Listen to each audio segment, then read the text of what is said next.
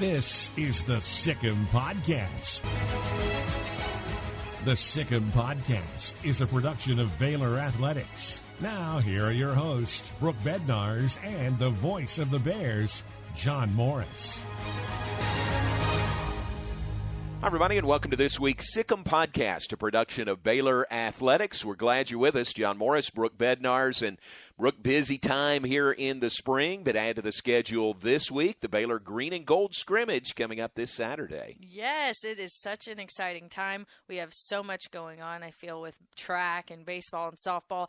And then we get to kind of take a moment and switch our heads back across the river to the McLean Stadium, get people in there, get excited for football season, and to continue building off of that big Sugar Bowl win. Looking forward to it. It is Saturday, noon Central Time for the finale for spring, and we're pleased to have with us Baylor head football coach Dave Aranda. And, Coach, appreciate your time. No, thanks for having me. Yeah, thanks very much. It is a busy time. I'm guessing for you, maybe there's not a time that's not busy for you. What, after the Sugar Bowl? I mean, you've still got a little recruiting. Did you get away? Did you have a little time to get away before spring started? Not really. Yeah. You know, I think there's probably a week in there just right after the game. And I think, you know, I was sick during that time. I think most of my family was. I think a lot of the staff probably was and the team was. I think that was at the stage to where I think COVID was kind of coming back, you know, going into that game with some of the precautions that we took coming in late for the game and then, you know, holding the guys in or keeping them kind of in the hotel and not letting them out until the night of the game or after the game. And so, you know, those plane ride backs, I think, you know, was probably a thing. And then we're all back home in Waco. I think everyone, you know, dealt with it then. But, yeah, so it's been continuing, you know, one thing after the other in terms of breaking stuff down, building it up. And, you know, I think, you know, trying to get young guys to take that next step forward in terms of their growth and progression, you know, maturity wise off the field, you know, accountability and responsibility on the field. And so those things I wish were, you know, I imagine we would all like them to be just real clean and straight and narrow, but they're, you know, good days and bad days and all of it. And so I think we've had our fair share of those. But I appreciate just the staff and the team, just everyone's ability to kind of look at what's real and really deal with that, because it's enough to keep you busy and keep you working. And then I think the end result's going to be, you know, we're transforming stuff that's real. Yeah. And so we're hoping that comes out this fall. Well, let me say this publicly. I've told you this privately, but congratulations. What a great season. Big 12 championship, the way that culminated, the last-second win over Oklahoma State in the Big 12 championship game, and then follow that up with the Sugar Bowl win over a really good Ole Miss team. Best season in Baylor football history. Now, some folks may argue it's the best team, but best season in Baylor football history, I don't think there's much argument with that. No, well, I appreciate that. I look at just the buy-in from a core group of guys that are about to get drafted here coming up. That just you know, there's a lot of work on both sides of it. On their side, because this is yet another coach, and he's way different than the other coach. And what does this stuff have to do with football and all that, and you know, the way that we did it had won, and not so sure that the way this coach is talking about it can win. So I think there's a leap there, because there's a gap for sure, you know. And then I think from the coach's side of it is, you know, getting to, you know, past the player profile, past what can be accomplished on the field, and really see who the people are. And I think, you know, a lot of coaches won't admit it, but I do feel as if when you do come in new, there is a tendency to see kids that you are actively recruiting And when you get them to school, you see them different than the kids that you are already recruited there for you. And I think you really have to work hard to not see that difference, to see them all as your kids, and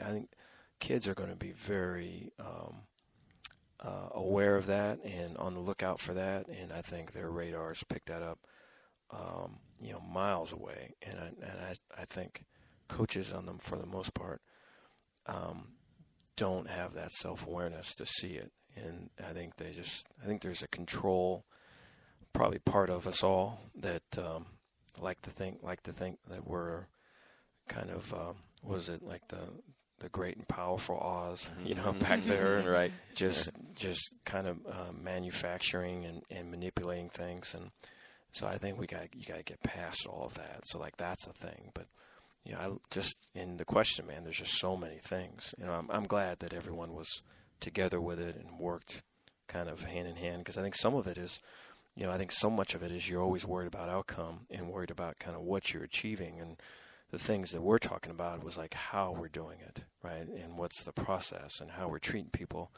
And I think it's a way different view of it. I think it's easy to like nod your head to it when you're a coach, but it's another thing to be in it and, hey, there is an outcome, but we're not worried about that. We're worried about how we're doing it. And I think that's a whole other thing. And so, there's different levels of that kind of sinking in. And I feel like we went through all of them, Well, I know, speaking for John and I, it was a lot of fun to be talking about. We had the tailgate show every home game for a Saturday, John on the road calling all of those games, and talking about person over player and what it means to be uncommon. And we were talking about those all season. And for everyone, that was listening and were talking with us, it was new, it was exciting, and there was a little bit of, well, what does this have to do with football, like you just said? And then to see it all come to fruition and to see all of that success that you guys had, it was a lot of fun for us to be a part of and to see. And so for you to have been able to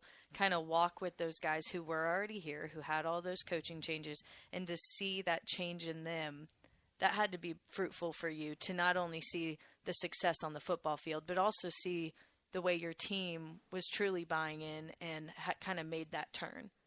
Yeah, I think, coming from value as opposed to doing this or doing that or accomplishing this or getting that done just for value are two way different things. And I think there's a lot of coaches, a few that work with us that have had to really, do some.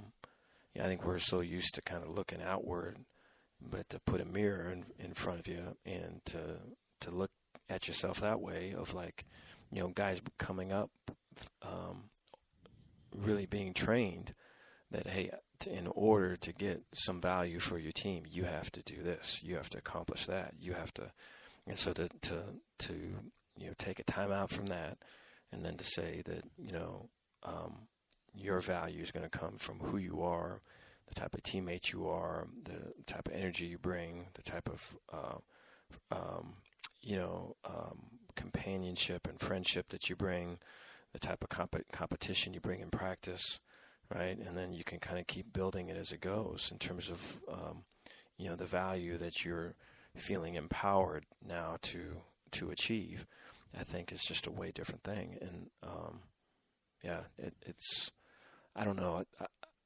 I know just for me, that's where I'm my best, right? And so, I wish there'd be other spots where that, I felt that in other programs, but it's almost like, we're trying to do the opposite of like everybody else. Because like, I don't even know, like some of the stuff we're doing right now, I don't really know. I just don't want to do it like that. Yeah. Like what we did and what I've been used to, and it's just, I think there is a huge trust that comes with that. And, I'm very conscious of that,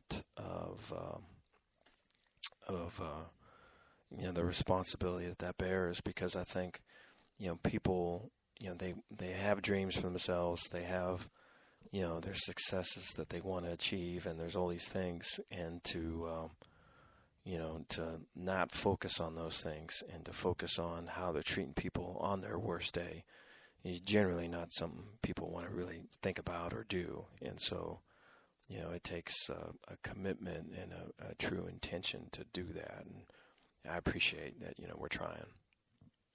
You mentioned some of the guys, some real key contributors to that Big 12 championship, Sugar Bowl championship team are moving on now. Some of those guys, a good number, are going to have a chance to play professional football. You had your pro day here on March 30th, and I just thought that was a well-run event. Mm-hmm. It seemed like all the scouts, the GMs that were here really appreciated the way that Baylor football and our athletics and performance staff really ran that pro day. Yeah, I thought, Dennis Polian and our administrative crew really did a great job putting that together, and proud of the show that we put on, proud of our team coming out. I think the majority of our team was there, right, supporting those guys, and thought that all of that was just way cool. I think just yesterday, speaking to two GMs about our guys, and the majority of our guys are going to get drafted. I mean, this is coming from them just yesterday, is that they don't see a lot of free agents in that mix. They see a lot of guys getting drafted, so it's just really cool to hear. And I think it's the thing that really pushes people over. I mean, you have to be a player. You have to have a level of athletic ability and talent. But the thing that pushes people over, right, is their character and is what type of teammate they are, right? Can they protect the team and live their life in such a way that they're not going to bring anything harmful to the team?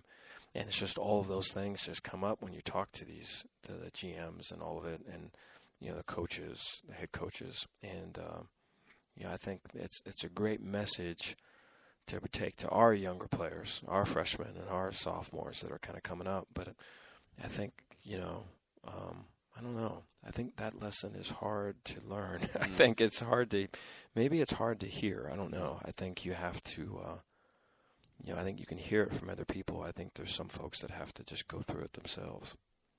One thing that stuck out to me when I was there watching is, aside from just the solid performance from everyone that we saw, which was great for them to add to the tape of already all of those great games from last year, but was really the note that you kind of mentioned of the fact that pretty much your entire team that wasn't partaking in Pro Day was there. And they weren't just there as quiet bystanders. They were cheering. They were supportive. They were intently watching. It was really neat to see some of the linemen who chose to come back to watch all of that going on and to see how the scouts were interacting with the guys in Pro Day and stuff like that. So I loved being able to witness all of that and see kind of the wheels turning of Coach Aranda has been preaching to these guys. They bought in just like I'm buying in, and look at the fruits of the labor. The fact that all of those scouts were there. I mean, it was a packed Pro Day. Different leagues were there. It was pretty neat. And so for you to kind of see those wheels turn of the guys that you're getting back this year, what are your thoughts on that, and how beneficial was them seeing a Pro Day like that and the benefits that, are about to come as the NFL draft is next week? Yeah, I appreciate you saying those words. I'm excited for our core of guys. I think they've completely earned it. And you look at like Jalen Petrie and Terrell and Ebner and JT and just the whole group. Ty, Abram.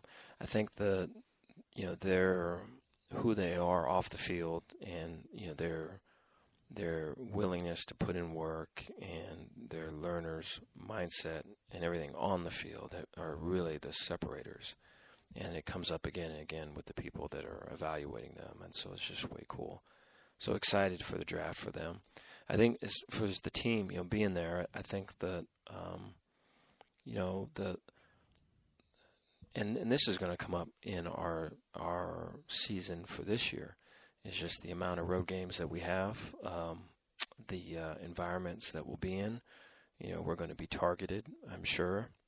And so, there's not really going to be any sneaking up on anybody. And so I think, to go into an environment that's tough and to bring your own energy and not leave it up to chance that you're going to catch something or you're going to deflect whatever's coming at you and turn it into something else, but create your own energy and be intentional, I think is a way important tool.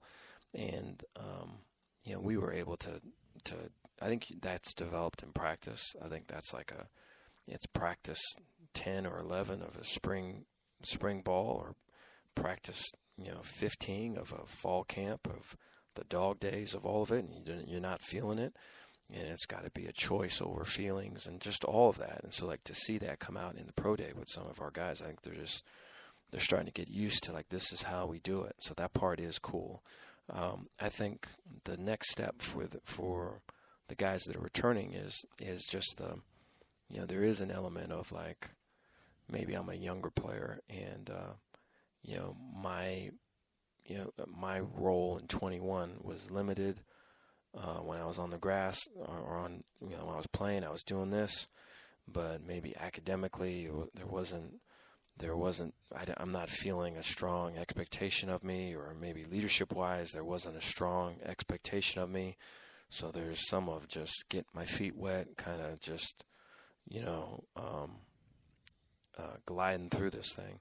And so if that was the case, which I hope that wasn't the case, but if that was the case, and now we're into the next year, well, there's some growth, man, that has to happen. There's some reflection and growth, and let's get better, and let's be intentional about this and that. And so I think the hard part is human nature is, well, I just did it this way, and we had a lot of success, and why can't this happen again, And so it's that right there is a hard nut to crack. And so I think that's where we're at right now. I think is guys that have to step out of a comfort zone and grow and take the reins of either responsibility or take the reins of leadership.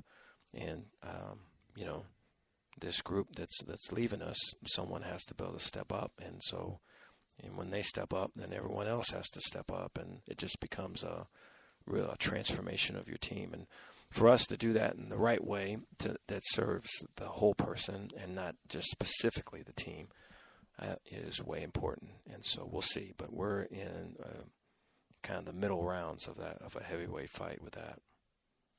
Spring is very much that transition period, Some of the guys that have been real contributors, they're moving on, or the guys stepping up, like you said. We're in the final week of spring with the green and gold scrimmage coming up Saturday. Where would you say you are in accomplishing your goals of what you wanted to get done this spring? Yeah, I appreciate that. So we talked about own the standard. We talked about we, not me. And then it doesn't matter, get better. And I think, the doesn't matter, get better, I think has been really strong. I think there's been strong scrimmages, strong competitive situations where, it's tilted one way, but there's been fight on the other side to make it competitive, or there's been maybe a slow start and a real strong finish. And so there's never been kind of a fog or a lull that's taken over the team, and I credit it to the mindset and awareness that you may not be in control of your circumstance, but you sure are in charge of your choices, and let's choose right. And so I think the we, not me, I think is still in a process. I think we're still building that. I think there's a strong community and a strong sense of belonging on the team, but I think there's guys that there's almost a hierarchy that has to kind of that has to ascend, I guess, and in terms of where each person fits in that. I think we as coaches have a role in that in terms of helping guide guys to roles and fits, and then I think the team has to be able to has to build a respect dudes that earned it both on and off, as opposed to just maybe guys that talk a lot. And so I think we're still in that fight right there of kind of what's what. And then the own the standard, I think, is the biggest one. I think for coaches and players, I think for coaches to continuing to see players as people and to see recruits as people. And then for players to, that you're more than just a football player, that you're a student athlete, and then education's important and to spend time on it. And so another way of saying own the standard is it's bigger than just football, dude, on both the coaches and the player side. But that's just very hard, It's one thing to say that when it's, January or something, or February. It's another thing to say when you're in football and in spring. And so I think, I think that is still a thing that has to be developed, because it's not just when things are good, it's when things are bad. And are you don't feel like going to class, are you giving your effort to class? You don't feel like finishing this paper, are you going to finish it the right way, or just, turn it in? And so all of those things are just continual fights. I went back and I listened to all the coaches' media availabilities throughout spring. And one thing, not all, I want to make sure I mention that, not all of the rooms are young, but a good chunk of them are. And we're going to get to see more playing time from some of the guys who maybe we just saw here and there make impact plays for us last season. But one thing that you mentioned, and I kind of want you to have a chance to elaborate on, was seeing those young guys crossing the bridge. I want to give you the opportunity to kind of explain what you meant by that, going from, if people aren't aware, the practice facility is on one side and over on University Parks, and McLean is obviously across the river, across the bridge. So what has that been like for you in the few times that you guys have come over to McLean on the weekends? No, I appreciate that. So, winning is a learned thing. It's a learned skill. And so you have to win at lower levels to give yourself a chance to win at the higher, more pressure, competitive, higher levels. Mastery at the lower levels gives you a chance to manage the chaos of a higher level, to manage parents' expectations or disappointments, or previous coaches or high school coaches' criticisms or critique, right, or questions, and so I just think there's so much, everything is a thing, and so you have to really knock stuff out where you're at, because I think the opposite of what I'm talking about is I'm in practice right now, but when we get to a game, I'll make that play. Mm-hmm. When I'm a starter, I'll be running to the ball. I'll knock this stuff out. But I'm just not a starter right now, so I don't have the time to do all of this, or it's not my time to do all of that. So that would be the opposite thought, and I think that's a common kind of human nature, transit way. And so I just think for last year, our offensive people, particularly our linemen, when we crossed the bridge, went from our practice facilities. We'd have a great Tuesday practice, a great Thursday, and we're thinking, man, we're going to really kind of a coming out thing on Saturday. But I know for me, I did not take into account just the crossing of the bridge, once we cross the bridge, the music kind of starts as we enter the stadium. There's parents in the stadium. There's just the levels, and you look up and you see all the levels, and there's media there at the stadium afterwards, and so there's kind of an accountability piece to all that, and so it just becomes a thing. It's a bigger thing, and so we did not train for that. I did not give them enough training for that. I was, a lot of that was my fault. Tuesday and Thursday, thinking that Saturday was going to be the same, I didn't account for the higher level of it. And so this year we made sure to talk about it quite a bit and explain kind of what we explained here, and Yeah, we've been killing it. I mean, there's been freshman receivers on slant routes or making contested catches, and freshman O-linemen pulling and capturing linebackers and running them 10 yards down the field, and just there hasn't been any hesitation. And so I think some of that also is just the belief of like, hey, I think if we listen, it's going to work. Whereas there probably wasn't that last year either, So you had to continue to try to fight just negative thoughts and negative stories that come up in people's heads. So, but yeah, it's been really good. I think the spring game will be yet another level, and so interested to see that. But there's been a few freshmen that have really stood out. Any of those names you want to give us that you can talk about? Just guys that have caught your eye, knowing that they may have a chance to play a more prominent role this year. Yeah, the first would be Armani Winfield, as receiver, has really done well. I think he's been put in a bunch of situations, and I think he's been moved, inside and outside at receiver, and has made contested catches and has continued to improve. You could see the difference in him just 1 week after the next. George Miley at offensive line has continued to impress. I think his confidence is growing, and his scrimmage grades have been good. Typically, like we're talking, there's be a drop off in that, and there just hasn't been. Just been a steady incline.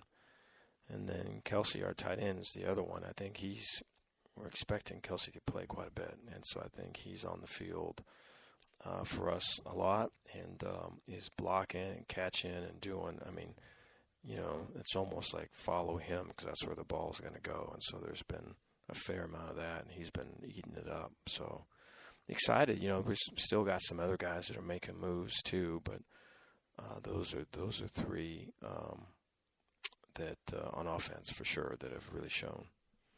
Well, in addition to those new faces, you have some on your coaching staff. Do you want to kind of go down the line and kind of knock out some of those new faces and how they got here to Baylor and what they've meant already in their first spring with you? Yeah, so Dallas Baker is our receiver coach, and so it was shortly after the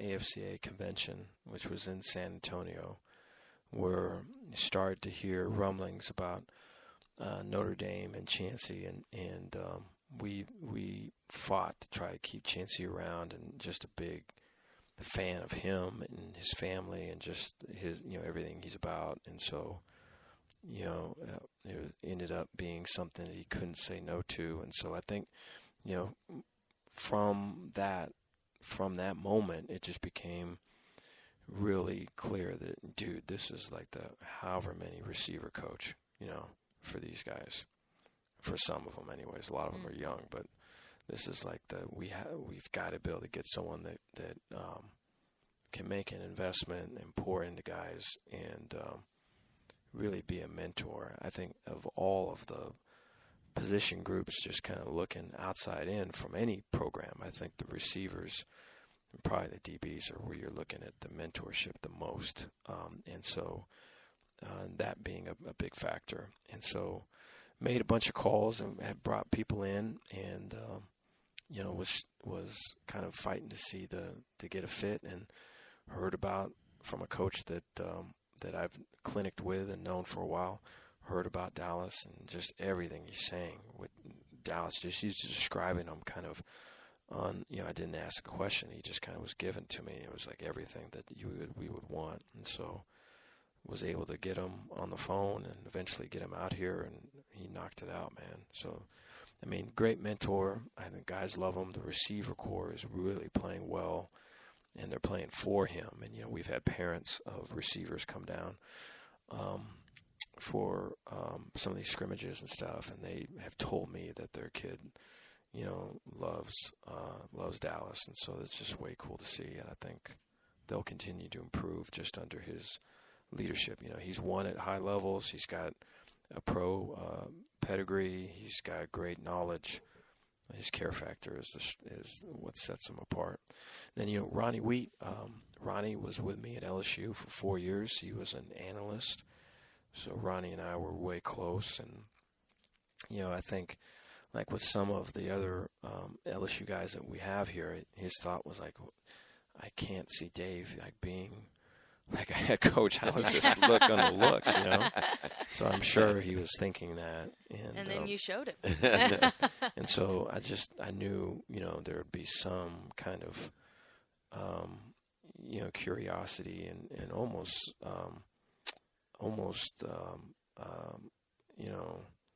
kind of cautiousness, kind of moving forward, just not knowing what it's going to look like. But Ronnie's been great. He's very smart.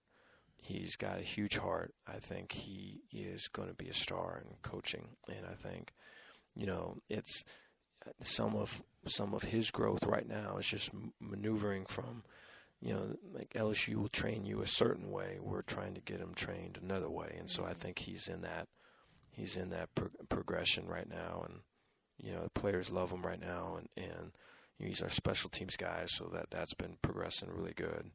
So I'm excited for him and for his family and for, what he can do and give us some stability back there. Nice.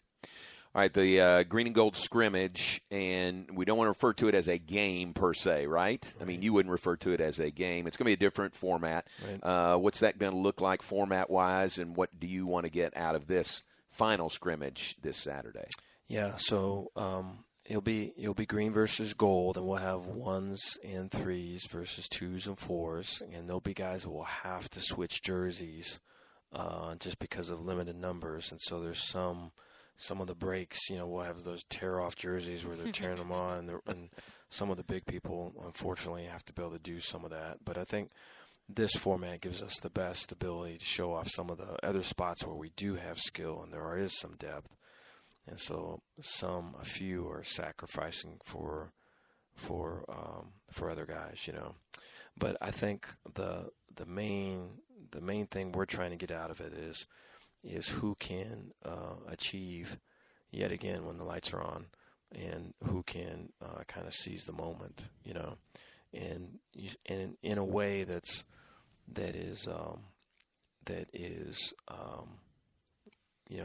within our technique, within our scheme, within kind of what they've matured out of and what they've grown in, and so not something that's outside the lines or something where it's like all of a sudden the lights are on and now we're spazzing out. We want to be able to see, a calm, a collectedness, and kind of precision. And so I think that'll be the case with a few. I think with others, it's going to be, hey, they are executing, man. Like some of our younger guys, like, let's execute what's in front of us. I think with some of the older guys, it's going to be more of a mindset of like, hey, I'm taking control of this thing. I'm going. With our younger guys, it's more of let's execute what's right in front of me, right? I can be counted on to do my job, and then we can take some other steps after the game, So I think it's going to be a big piece for us, being that we are young in the skill spots. A lot of eyes are going to be on those spots for sure. Overall, as you are gearing up final days of practice before that final scrimmage, when you look back at the spring, when you look at all the moving pieces and how they've come together and where you are right now, satisfied with that? I am, yeah. I think it's the team is a really close team. I think they're a confident team. The two scrimmages that we've had, you walk away from that going, man, we look like a college football team, man. Mm-hmm. And there was not a scrimmage in spring a year ago where anyone said that anything like that. I mean, because we would go over 100 plays and we'd have no penalties or very few penalties, and everything. The line of scrimmage was violent, the tackling was good. I mean, everything was kind of really polished and efficient, and so you come away impressed like that. I think, so the areas for growth are like the big play abilities on both sides, right? On offense, the 80-yard run or the 70-yard throw and catch. There hasn't been a lot of those. It's been a lot of just constant kind of 5 yards here, 8 yards here, 7 yards here, 12 yards here. Defensively, there hasn't been a bunch of, our last game that we played, I think, what do we have, 10 sacks or something? Yeah. There hasn't been a lot of that. There's been, getting off the field on third down, making big stops, strong run defense, edges, so it's been technically sound, and it's been, there hasn't been a bunch of ups and downs. And so I think for us, like keeping that consistent with adding some big playability on both sides is really kind of the key. But we've got a few months for that. Sounds like a solid foundation. Very much so. Well, there's a lot of other subjects, a lot of other folks we could ask you about individually, but we need to let you go. And we do appreciate your time for this, and looking forward to the Green and Gold scrimmage coming up this Saturday. No, well, thank you, guys. Appreciate it. With Coach Dave Aranda and Brooke Bednarz, I'm John Morris. Again, the game comes up Saturday, noon Central Time. The Green and Gold scrimmage at McLean Stadium, free to the public to come in and get a look at this Baylor team as they wrap up spring drills this Saturday. Hey, we appreciate you being with us. Thanks to Coach Aranda, and that is this week's Sic Em Podcast. You've been listening to the Sic Em Podcast. The Sic Em Podcast has been a production of Baylor Athletics.